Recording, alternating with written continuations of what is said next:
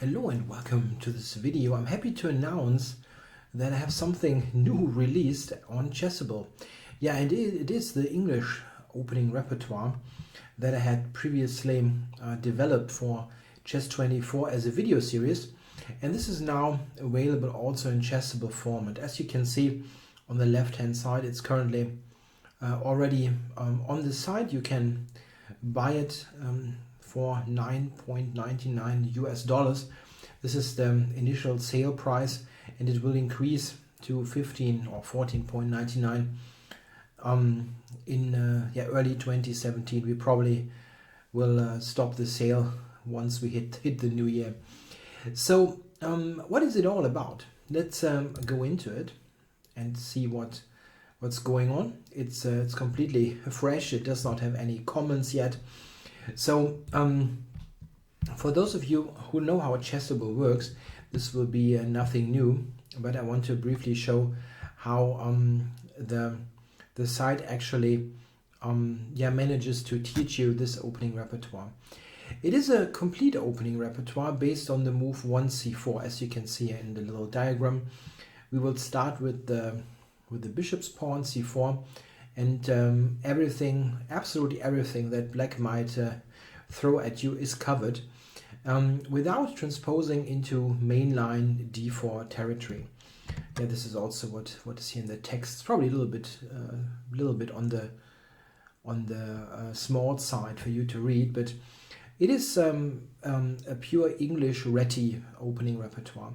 There is just one or two cases. There's one case in the Dutch, for example, where I recommend to play play d4 to transpose, but this will be just a very specific variation, which is not a huge effort to learn. So you don't need any additional books or something like that. There's never a point where I'm going to say, okay, guys, here you need to get an additional book or whatever. Yeah, you don't need additional material. If you want, of course, you can expand your repertoire, and I give many suggestions. If you look at this here on the left hand side, it shows you some details about this book. It has 547 variations, as it's called here on Chessable, and we have 150 alternative variations and 53 info variations. What does that mean? This totals to over 700, and if you know how Chessable works, you will know that this is quite a lot. My Benko repertoire had roughly 300, for example. So alternative variation means that I'm suggesting a main move, but I mention alternatives that you can also play. In some cases, this will be really early on, like let's say after d4, knight f6.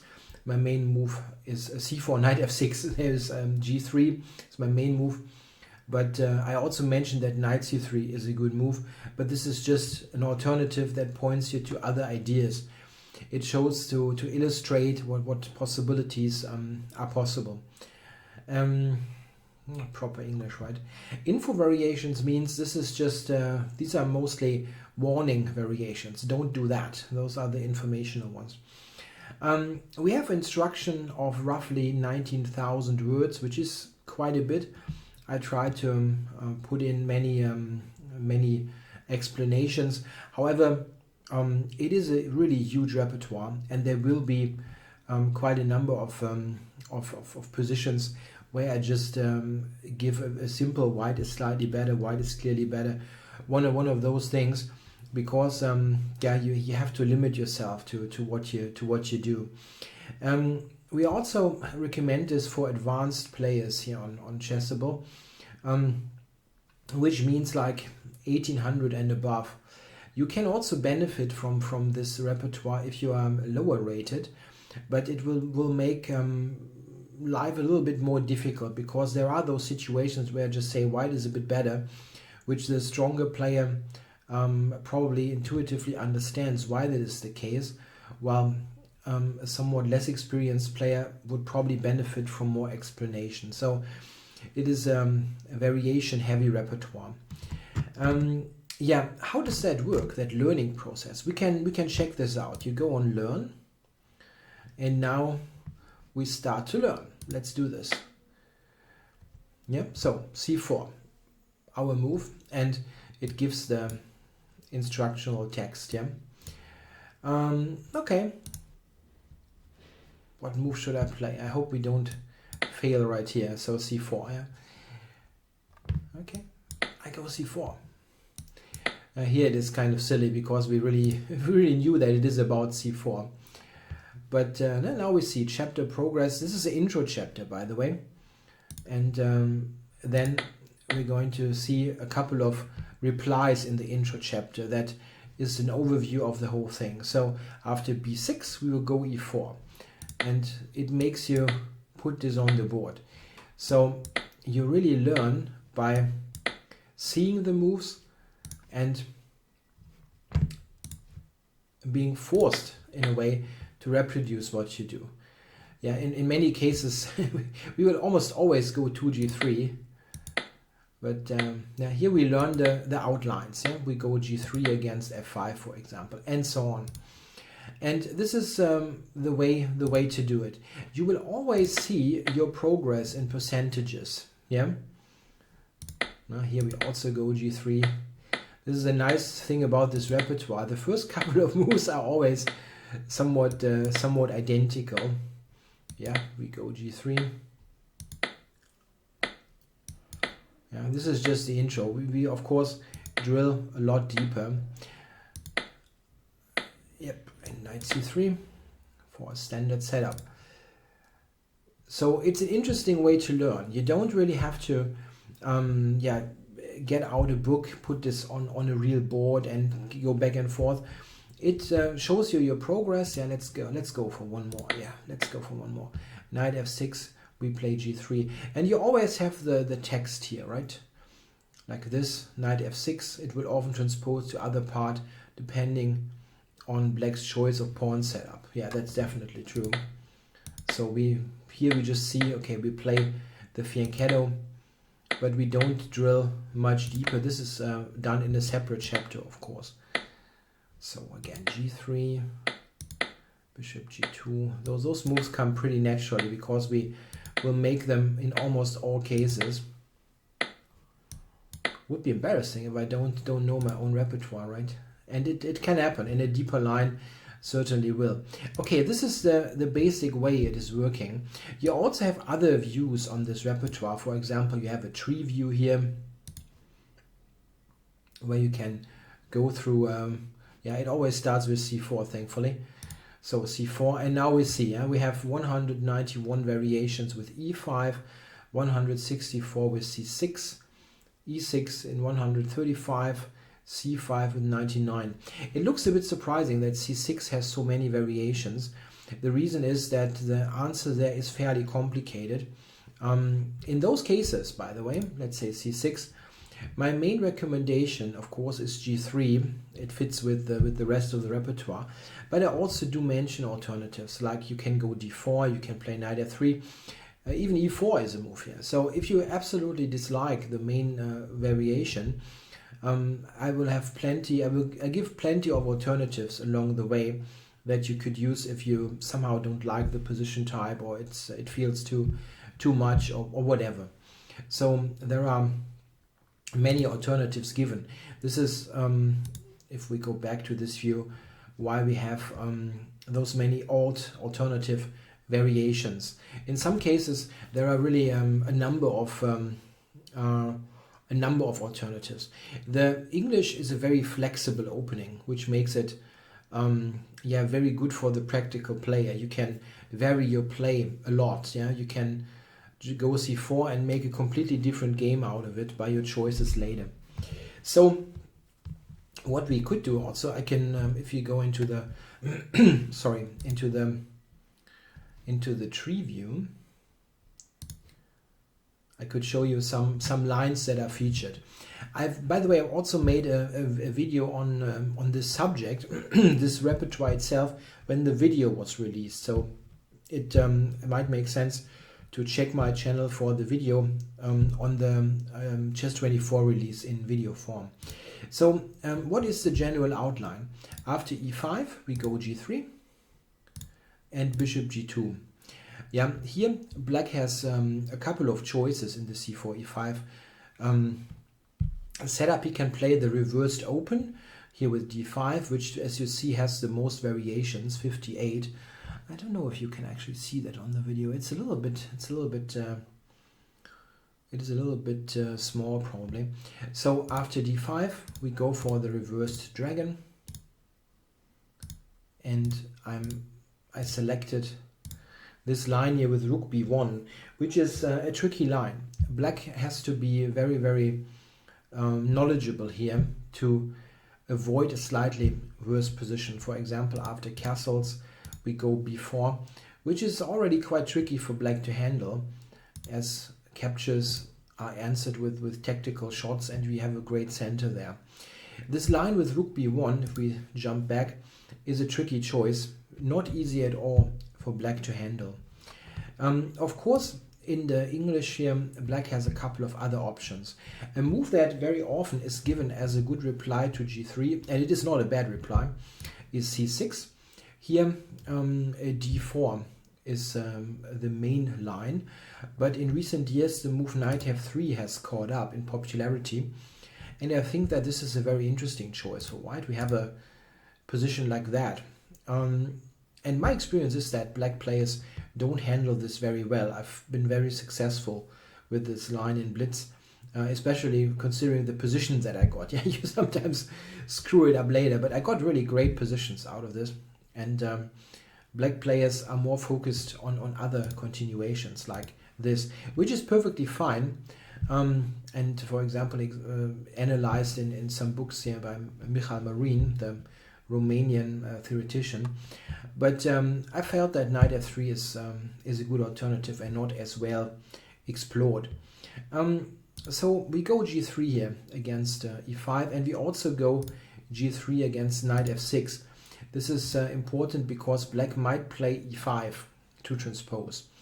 In general, we will always play bishop g2, knight c3, unless black plays with e6. Yeah, in an e6 setup, we go to that, bishop g2, d5, that should transpose. Yeah, here we don't play an early knight c3, and yeah, here my setup involves an early b3, the Reti system. Here I've chosen some lines that are extremely safe, where white can only lose if he plays kind of suicidal chess, but can try for small advantages. Another principled reply to c4 is c5, of course, the symmetrical one. I go again for g3, and this is, for example, the symmetrical, where I recommend the move a3, trying for a quick b4. This is a very solid line for black, and white cannot expect a huge advantage, if any advantage at all, but you get some interesting positions. And what you never should underestimate, this is not comparable to, let's say, if you remember game 12 of the recently concluded World Championship match, where all pieces got traded in 25 moves. This is not happening here. This might be equal, but it's a board full of pieces with ideas to play for. So it is not a bad fighting weapon at all, because there are very few lines where we have mass trades of material. I really expected the English to feature in this World Championship match, and I was very surprised that this didn't happen, because it's a good way for white to, as they say, get a game. So c5 we answer symmetric. We play with g3, and then there's c6 as mentioned as an alternative for black. Again we go g3, and this is actually a fairly extensive part of this repertoire, because this line here, the so-called Reti gambit, is quite a tricky line for black to handle, but also quite sharp if black snatches the pawn. And this is a pretty big part of this repertoire. It has 66 variations alone, because it is complicated. White often is a pawn down, but has good compensation. This is, I believe, a very good line to play, even if you are not a very dynamic player at heart. It just helps you to broaden your let's say repertoire of position types that you play. So you should not just play always like b3, g3, slowish, but also at one point or another sacrifice a pawn for dynamic play. As mentioned, I give a couple of alternatives early on if you really don't like this so much. Yeah, against e6 we do the reti as we said. Knight f6 is mostly transpositional. We play g3. Sometimes black goes for a King's Indian setup. In this case, we set up something like this, where black again has a choice now. He can play c5, e5, yeah, go for something that we have seen in other chapters. Often they stay within the King's Indian territory, and I usually go for lines like this, where white basically handles it like an e5 variation and goes for a quick b4. For example, if black now plays e5, which is very common, we will play b4 and we transpose into something that usually comes from c4, e5. White has a pretty nice position here on the queen side, and yeah, definitely be a complicated game ahead. So the English is a very flexible opening, and as mentioned, we have very little transpositions. Also note the move list. Yeah, I really looked at everything, even a6 or g5. There's one case where I transpose into a d4 opening, by the way, after f5. If they play a classical Dutch, I feel here after d6, like this, that d4 is really the best move, and it just leads to slight advantage for white. So all in all, it is a good standalone package of ideas and lines. Let's go back to the main view. I wonder what else is there. Yeah, I think an interesting thing for you to mention is you see the comment section, and it was empty when I started the video, but this has been released a couple of minutes ago, and there are already 2 comments here. So if you buy this repertoire and you are a Chessable user, you can put in those comments and also ask me questions like, what about this line? Why did you include this? Why didn't you choose that one? Or why is that particular line missing? Because everybody makes mistakes, and there will be mistakes in this repertoire as well. So this is a great way to keep this repertoire updated. It is not something that is totally set in stone. If someone mentions a problem with a line, I will get a message and I can address that here directly. So yeah, for example, now I can easily reply here.